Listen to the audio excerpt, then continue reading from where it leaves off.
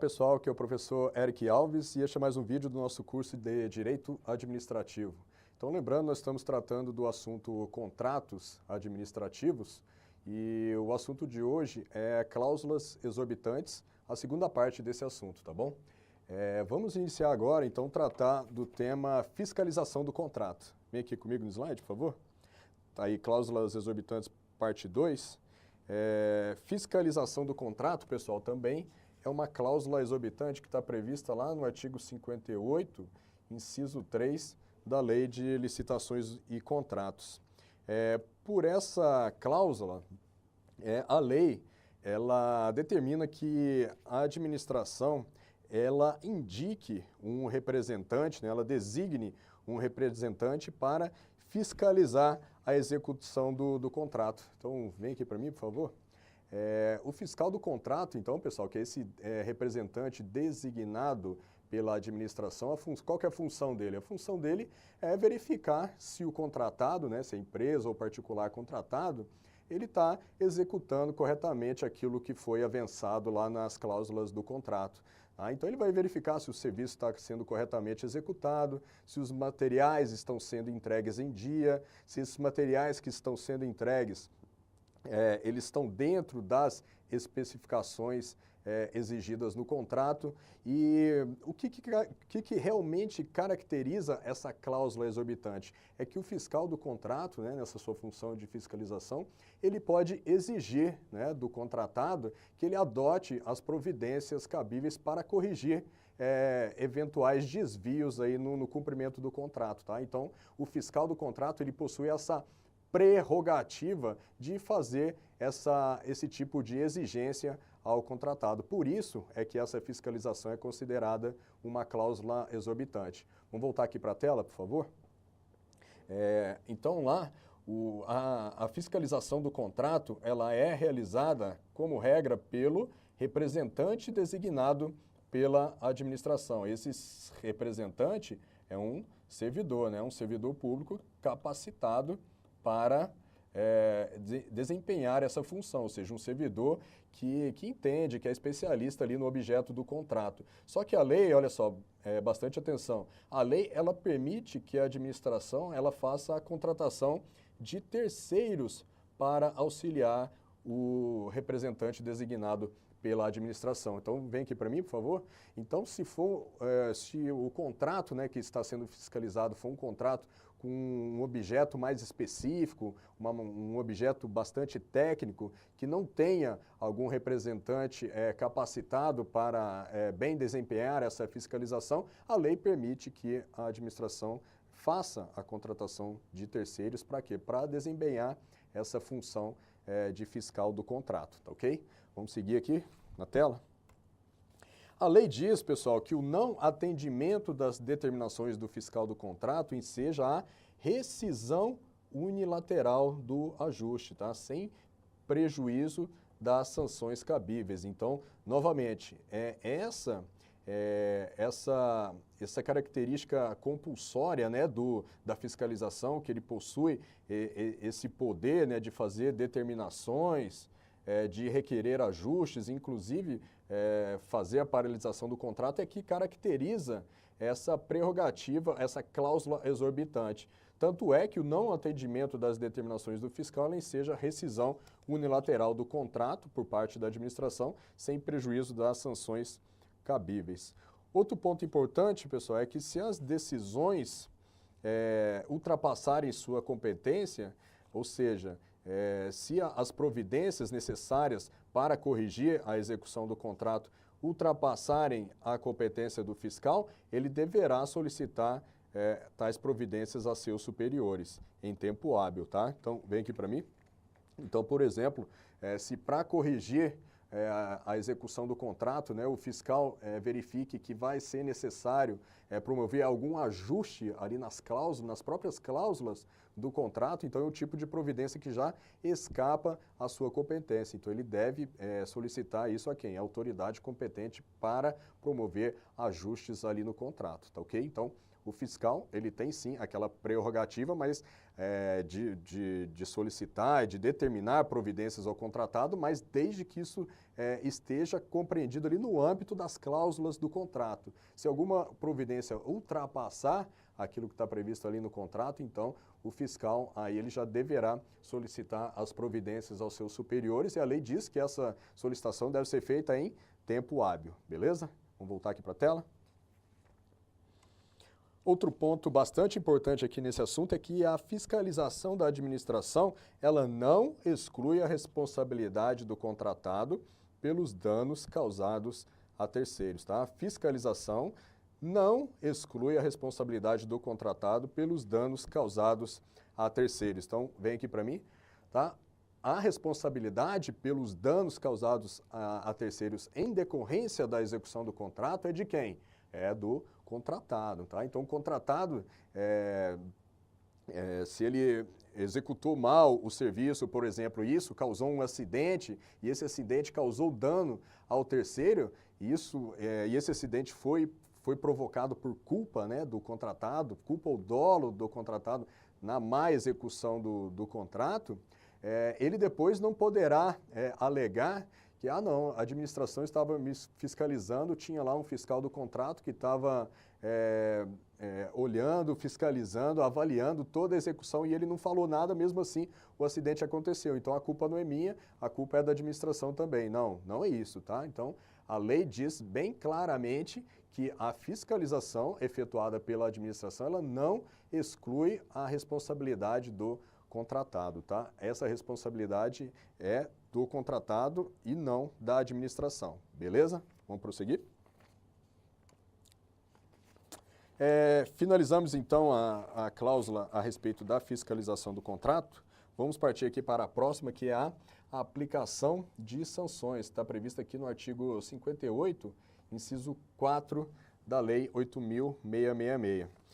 Então, pessoal, em decorrência da má execução ou da inexecução do contrato, a administração ela pode aplicar as seguintes sanções ao contratado. A primeira, advertência, multa por atraso na execução do contrato ou na forma prevista no instrumento convocatório ou no próprio contrato, tá? Então aqui, muita atenção, a multa ela pode ser aplicada por atraso na execução do contrato, essa é uma hipótese, ou o próprio edital, né, o próprio instrumento convocatório ou o próprio contrato, eles podem prever novas hipóteses, novas situações em que a administração poderá aplicar a multa ao contratado.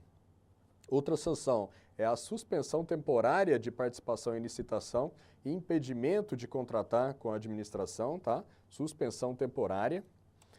E a outra sanção é a declaração de inidoneidade para licitar ou contratar com a administração pública, tá? Então essas duas últimas sanções aqui são bem semelhantes, tá? Mais à frente nós vamos ver as diferenças entre elas. Vamos falar um pouco aqui sobre a multa, pessoal.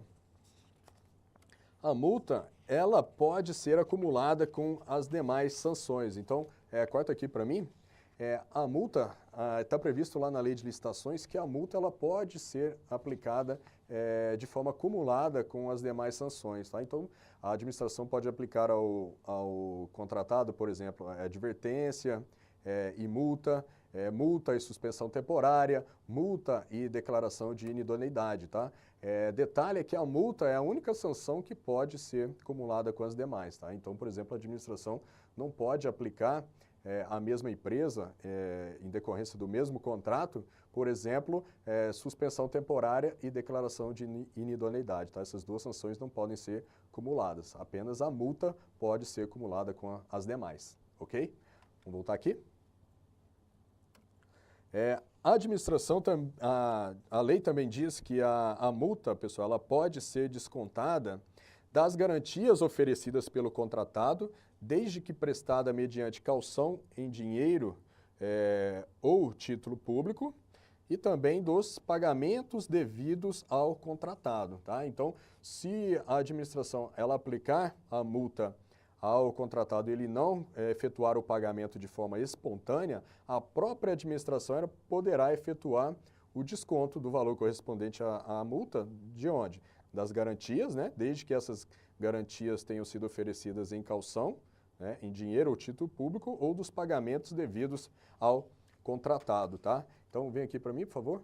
Então, esse caso, se o contratado ele não efetua o pagamento da multa, a própria administração, de forma autoexecutória, poderá efetuar esses descontos, tá? Então, de forma sem necessidade de intervenção do Poder Judiciário. A administração pode ir lá fazer o desconto da garantia ou dos pagamentos, porventura, ainda devidos ao contratado. Se nenhuma dessas hipóteses for possível, ou seja, se o contrato não tiver garantia em caução, ou se a administração não dever mais nenhum pagamento ao contratado e ele não efetuar de forma espontânea o pagamento da multa, aí sim a administração terá que se socorrer junto ao Poder Judiciário para fazer a cobrança da multa. Ok? Vamos voltar aqui.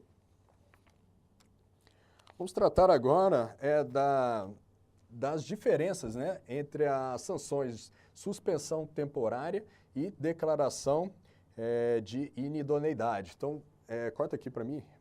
Antes de iniciar as diferenças, é bom destacar que essas duas sanções, o efeito prático dessas duas sanções é impedir que aquela empresa, né, ou aquela pessoa física que tenha infringido alguma cláusula do contrato, que tenha sofrido essa sanção, impedir que essa empresa ela participe novamente de licitações ou que ela contrate com o poder público, tá? Então, essas duas sanções, tanto a suspensão temporária como a declaração de inidoneidade, tem esse efeito prático, tá? Impedir que a empresa ou a pessoa física efetue novos contratos com a administração pública. Mas vamos ver aqui os detalhes de cada uma delas. A suspensão temporária, olha aqui, ela possui um prazo máximo, tá? Um prazo máximo de 2 anos, tá? Então, a empresa que for punida com essa sanção, ela só pode ficar impedida de licitar ou contratar pelo prazo máximo de 2 anos. Já a declaração de inidoneidade, ela não possui um prazo máximo. A lei diz que os seus efeitos, né, o impedimento de contratar e de licitar, eles perduram, eles irão durar enquanto perdurarem os motivos da punição ou até a reabilitação da empresa, tá? Então, aqui no caso da declaração de inidoneidade, a empresa ela poderá ser reabilitada, mas essa reabilitação só pode ser requerida após 2 anos e desde que ela efetue o ressarcimento de todo o prejuízo que tenha causado a administração, tá? Então, pessoal, só por essa primeira diferença aqui entre esses dois tipos de sanção, já dá para ver que a declaração de inidoneidade é uma sanção mais severa, tá? É uma sanção mais severa do que a suspensão temporária, tá? A suspensão temporária é uma sanção mais branda, tá? A suspensão temporária ela possui o prazo máximo de 2 anos, a declaração de inidoneidade não possui um prazo máximo, tá? Então a empresa pode ficar impedida por mais de 2 anos e ficará impedida enquanto perdurarem os motivos da punição ou até a sua reabilitação. E olha só, a reabilitação só pode ser requerida após 2 anos, então ela ficará no mínimo 2 anos inabilitada antes de poder pedir a reabilitação e desde que efetue o ressarcimento dos prejuízos. A outra diferença é que, passando aqui para baixo, ó, é que a suspensão temporária, a lei ela não determina uma autoridade que possua competência exclusiva para aplicar essa sanção. Ela pode ser aplicada aqui pela própria autoridade competente no âmbito do órgão ou entidade que tenha assinado o contrato, tá? Então não há uma indicação de competência exclusiva. Já aqui na declaração de inidoneidade, ela só pode ser aplicada pelo ministro de Estado ou no âmbito dos estados pelo secretário estadual ou no âmbito dos municípios por um secretário municipal, tá? Então aqui já é outro também, já dá para ver que a declaração de inidoneidade é bem mais grave. Ela só pode ser aplicada por altas autoridades, tá? Por ministro de Estado no âmbito da União, secretário estadual no âmbito dos estados e secretário municipal no âmbito dos municípios, tá? Já a suspensão temporária não existe essa exigência, tá? A própria autoridade competente lá do órgão que assinou o contrato, ela poderá aplicar a sanção. Outra diferença aqui embaixo é que a suspensão temporária ela impede o contratado de licitar e contratar apenas com o órgão ou a entidade que aplicou a sanção, tá? Então, por exemplo, o Ministério X, né, que fez a licitação, fez a contratação e aplicou a sanção de suspensão temporária, né? Então, essa empresa ela ficará impedida de licitar apenas com o Ministério X. Ela poderá participar de licitação e contratar, por exemplo, com o Ministério Y, tá? A suspensão temporária ela incide apenas sobre o órgão ou entidade que aplicou a sanção. Já a declaração de inidoneidade, ela impede o contratado de licitar e contratar com toda a administração pública, tá? Toda a administração pública que leia-se União, Estados, Distrito Federal e municípios, tá ok? Então, a declaração de inidoneidade é uma sanção mais grave. Ela impede o contratado de licitar e contratar com toda a administração pública. Corta aqui para mim que eu gostaria de destacar um ponto em relação a essa abrangência, né, da suspensão temporária e da declaração de inidoneidade, é que essa abrangência ela não é pacífica, tá? Esse entendimento que eu mostrei aqui para vocês no slide é o entendimento dominante. Ele é seguido pelo Tribunal de Contas da União, por exemplo, e pela doutrina. Isso que é ensinado, que a suspensão temporária ela abrange, ela impede, né, a empresa de licitar e contratar apenas com o órgão e entidade que aplicou a sanção. Já a declaração de inidoneidade impede a licitação e a contratação com toda a administração pública. Esse é o entendimento dominante da doutrina e do TCU, por exemplo. Mas você pode encontrar aí na jurisprudência, a jurisprudência do STJ, por exemplo, entendimentos no sentido de que tanto a suspensão temporária como a declaração de inidoneidade impedem a empresa de licitar e contratar com toda a administração pública, tá? Então, esse entendimento também é possível de ser encontrado. Mas, de novo, o entendimento dominante é que a suspensão temporária impede apenas contratações no âmbito do órgão e entidade e a declaração de inidoneidade impede a licitação e a contratação com toda a administração pública. Isso é até também uma forma de fazer essa gradação entre as sanções, tá? Que a suspensão temporária é uma sanção mais branda e a declaração de inidoneidade uma sanção mais severa, tá? Essa gradação também é feita nos efeitos da sanção. Não teria muito sentido de ter duas sanções com efeitos parecidos e com a mesma severidade, tá? Não faria muito sentido. Então, é por isso que a doutrina e o Tribunal de Contas da União entendem que existe essa diferença em relação aos efeitos. Beleza? Vamos voltar aqui para o slide. Aqui não é uma diferença, mas sim uma semelhança, né? Que tanto a suspensão temporária como a declaração de inidoneidade, elas produzem efeitos ex nunc, ou seja, prospectivos. Ou seja, esse impedimento ele não retroage, tá? Então, todos aqueles contratos que a empresa punida ela possua com a administração pública, eles continuarão vigentes, tá? Corta aqui para mim. Esses contratos, eles não serão interrompidos por conta da aplicação da sanção, tá? Todos aqueles contratos que a empresa punida possui, eles continuarão válidos e eficazes até o final do seu prazo, tá? A sanção, ela produz efeitos apenas em quê? Em futuras contratações. Então, a empresa punida, ela ficará impedida de participar de novas licitações, de assinar novos contratos. Mas aqueles contratos que ela já possui, tá? Esses contratos eles não serão afetados pela sanção, ok? Vamos voltar aqui.